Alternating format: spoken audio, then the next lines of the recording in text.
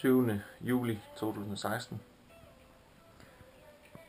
Dagen før afgangen. Første videodagbog.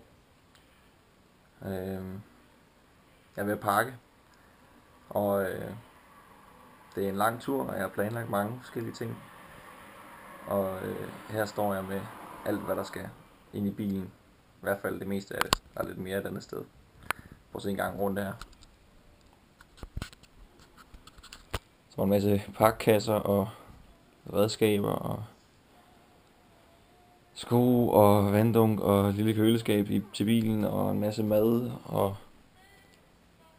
ting, der skal placeres lidt løst rundt omkring i bilen.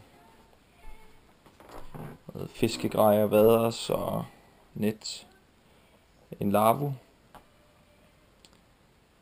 Sko til forskellige aktiviteter.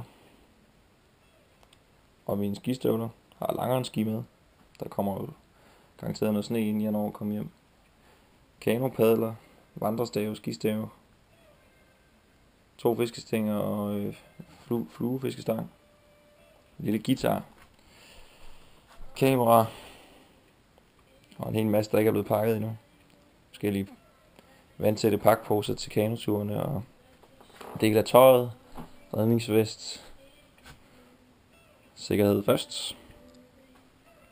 Og så er der lidt tøj nede i skufferne også. Det nærmer sig. Det bliver spændende. Nu må vi se, om det kan være der. Inde i bilen alle sammen på en gang. Det prøver jeg frem i morgen. Nu må jeg hellere komme og se.